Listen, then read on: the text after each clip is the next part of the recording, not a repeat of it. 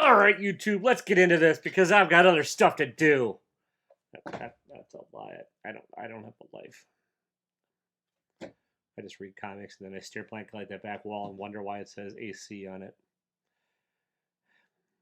I'll never know. All right, this is my weekly comic book review show, mostly, kind of, sort of. I'll explain that in a minute. I'm Taylor. Hi, how you doing? Forgot to say that part in the beginning too. Got a stack of books. I go through them. I tell you what I thought of them. Worst to best. It's December 1st, 2021 when I'm recording this. And distribution issues. I walked into my LCS today to a pleasantly swearing comic shop owner that was hating life and hating Penguin and hating Diamond and hating everything else. I was not allowed to buy some of the Marvel books because they weren't in the inventory system yet. Most of the indie books were damaged and they didn't show up or were late or something like that. So what I have here is a lot of DC annuals. There's some other stuff in here. What I mostly have learned is you don't need to buy DC annuals. They're mostly kind of hot shit. Well, not hot. Wait, no, that sounds like a positive thing. They're garbage for a lot of them. Are useless. They don't do anything to the stories. There's just kind of no need for any of them. They're kind of a money grab, like all comics are, I guess. But it just seemed like more than most today. Today was a slog to read. There's a couple good books in here, but even those, like, I don't think would probably have been my book of the week if I had access to all of the books. We'll see. So some will show up next week. I got some older Marvel stuff from last week or a couple weeks ago. That I don't know. Whatever. I'm just rambling. I'm going to get into it. Worst to best. And boy, did I hate this book. And boy, am I glad. Okay, let's get into it. Batman annual number. Who gives a shit? 2021. There's no Batman in this book. It's Ghostkeeper, Ghostmaker, Peacekeeper, It's Ghostmaker. Whatever. Another stupid Tynion creation, which is basically what if Batman were a sociopath. That's the what if. I'm not going to get into the spoilers. This wraps up something that was a back issue or a B story, backup story in the last couple of Batman runs that they kind of just dropped, and now they just wrapped it up here. It's a stupid wrap up. I hated the art on this. There's some panels where like it talks about, oh, that's a clever way to finish a fight, and then there's no visual clues to how the fight was finished. I was left confused by like two different sequences in the book where I'm like, what the hell just happened? And I went back, I looked, I read, nope, still couldn't tell. And the art, the style's just cartoony and reminds me a lot of Riley Rossmo, which I don't dig.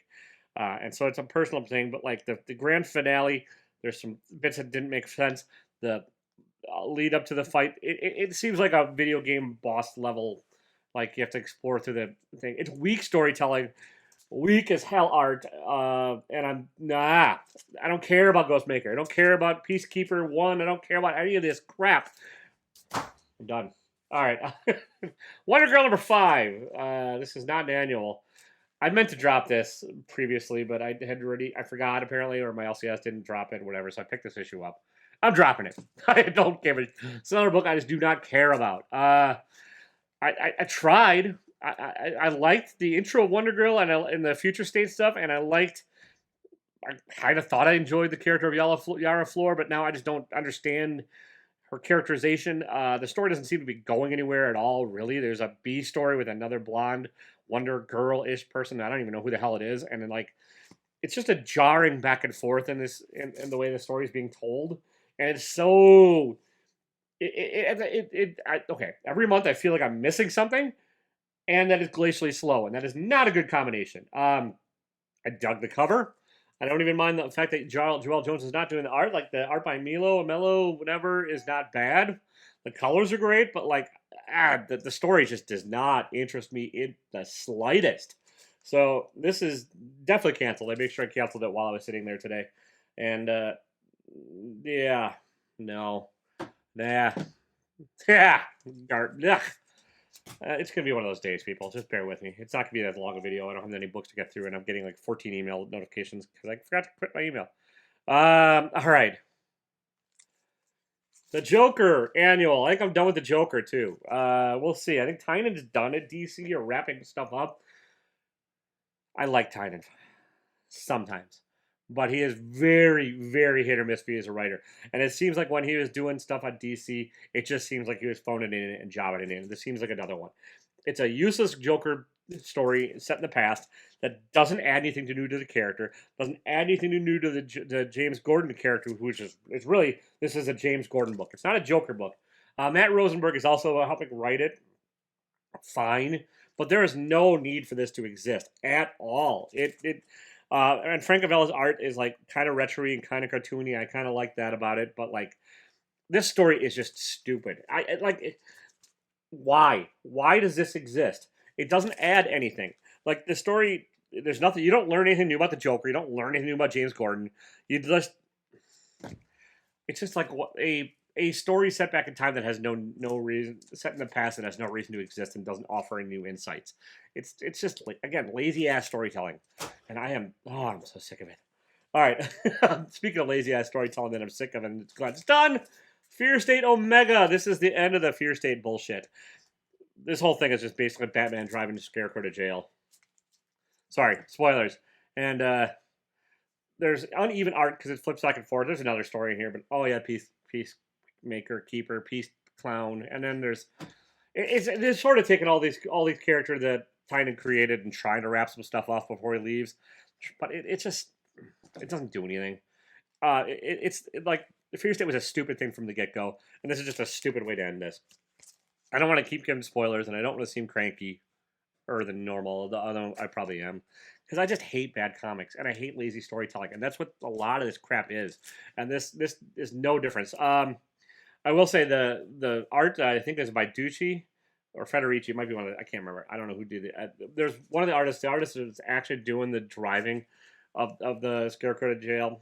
That artist is pretty fantastic.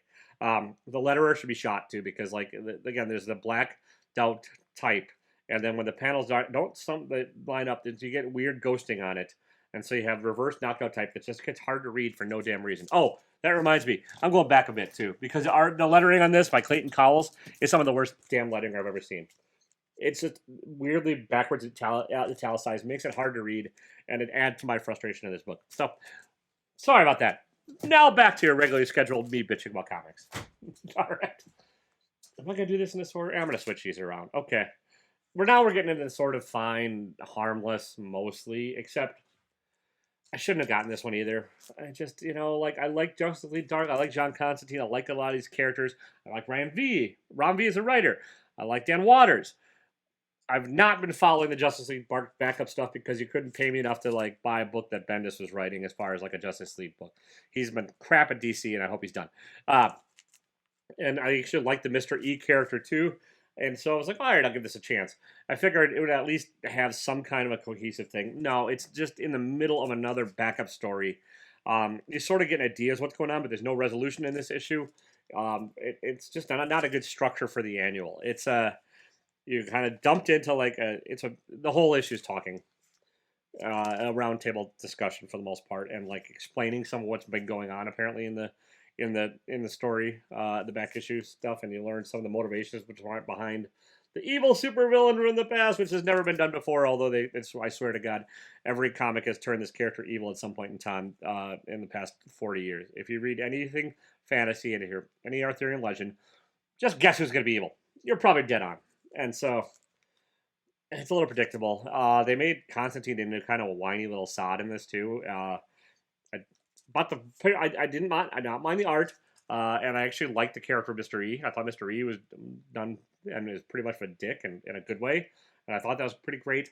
It's still better than the other pile of nonsense here. It's just this is not a good annual structure. It's just in the end you're like, what happened? Okay, a bargain was struck. Sorry, spoilers.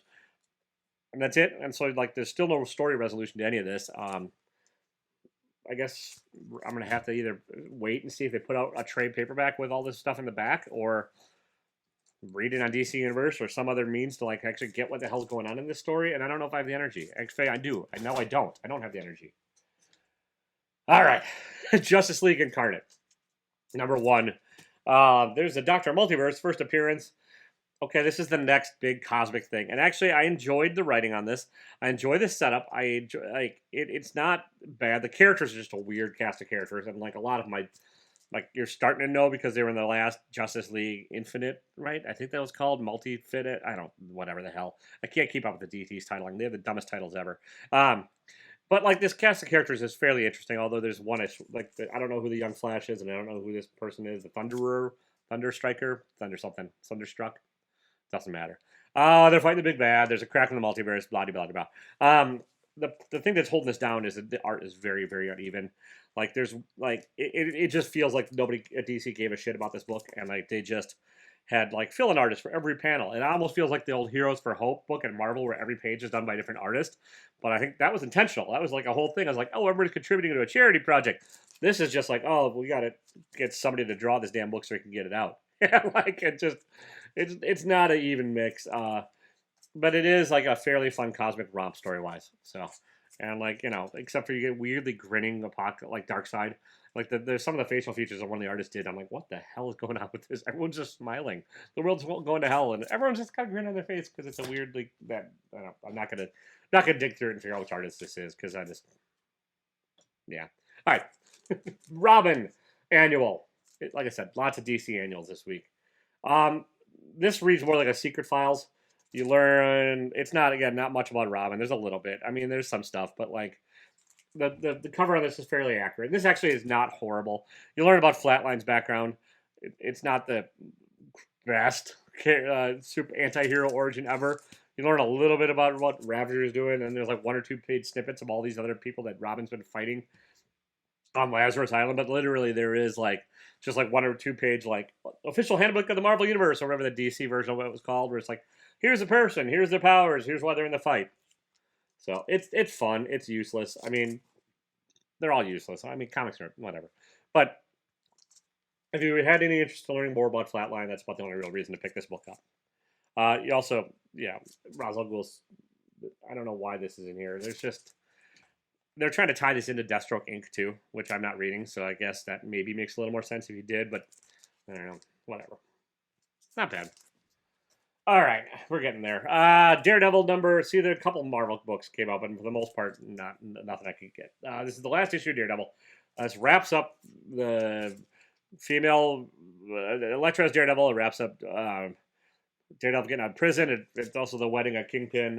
Like if you haven't been following, whoops, spoilers. And it sort of leads into the Devil's Reign. It's which is going to be Zdarsky still writing. A couple things about this.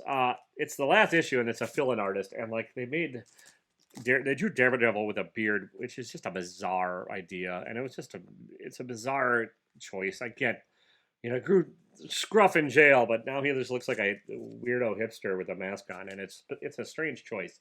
And otherwise, it's not horrible. It's Zdarsky can still write, and like it's just kind of an anticlimactic ending to a series. It's just not like there's not a lot of excitement in this issue. It's just kind of like, oh, this end's tied up, this end's tied up, this end's tied up, and we wrapped it all up. And happy little bow, and we're starting over.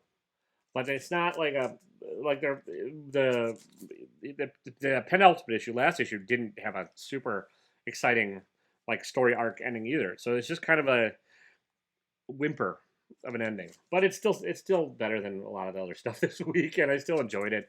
I like Zdarsky's Daredevil. I'm glad he's out of jail. That was a stupid thing for the most part. And Elektra as Daredevil, interesting enough for about 3 minutes. It just didn't go anywhere. And all right, we got a couple left. Dark Ages number 3. This came out I think last week too. This is a fun one. It's Tom Taylor. It's what if the power went out in the world and like there's a reason for it. And Apocalypse, which is totally different than Darkseid. 2 totally different characters. And just because they look a little bit alike. Actually, Thanos and Darkseid, they're the same damn character. This is different. Apocalypse is the evil. There's shenanigans. And the power is sort of on somewhere because somebody's kept. And then there's Purple Man doing evil things. It's a fun book. You can probably just weight this because like it's not in continuity. It's not going to do anything. But if you're looking for just a sort of fun adventure, Tom Taylor writes a good one, and you can do worse than this.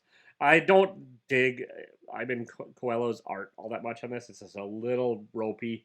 Reminds me of Brett Booth, who I also don't love. It's just a personal thing. But yeah, it's sort of like it's a steampunky-ish kind of story. Which I wish Tom Taylor would actually do more big events at Marvel. I think he'd have a better handle on it than some of the crap that's been knocked out of there lately. So, all right, Nightwing annual. Speaking of Tom Taylor, Nightwing annual. No, it doesn't matter. They're not numbered, are they? Maybe they are, but I don't know. I don't think so. Marvel isn't used to number. That doesn't. I don't care. All right, Tom Taylor. A couple artists on here. Not the main one, or not the Redondo. I think who was the original artist on the Tom Taylor run. This is just a one and done, self-contained story about Nightwing and Red Hood, but it's pretty well done. It's fun. It's not going to change your world. It's not like DC's annuals. Like I said, you can skip most of them and you're not going to miss anything. I mean, this is not. It falls in line with what I said about the Joker, that you don't learn a whole lot new here. If you learn, I mean, you learn a little bit. You get this one actually get a little bit of the relationship between Red Hood and Nightwing, a little bit, and that actually helps enough to make this a fun, compelling story.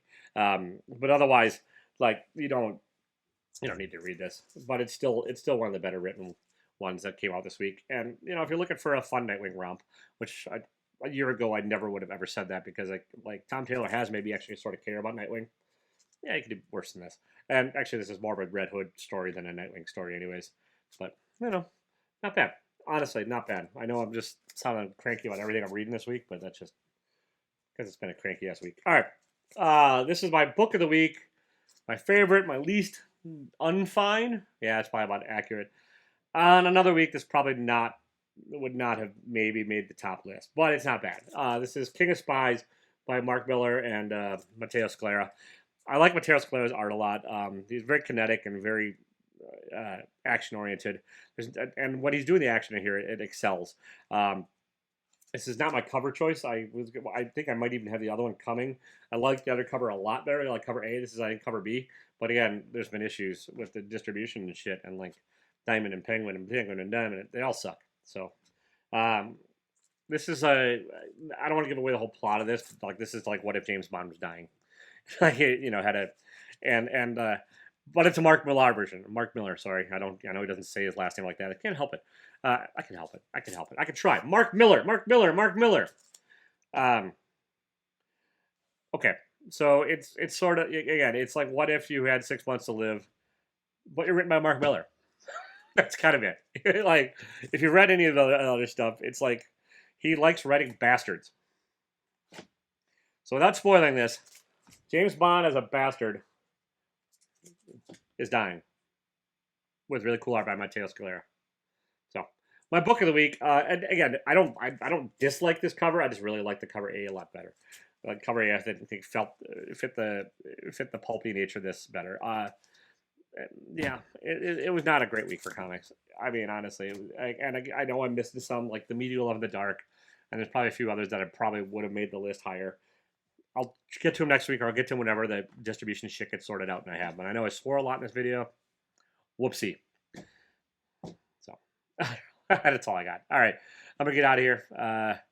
Don't be a dick, even if Penguin and Diamond, they all suck and you don't get your books. And you have to be, you just need a nap. I probably need a nap. Don't be a dick, even if you need a nap. See ya.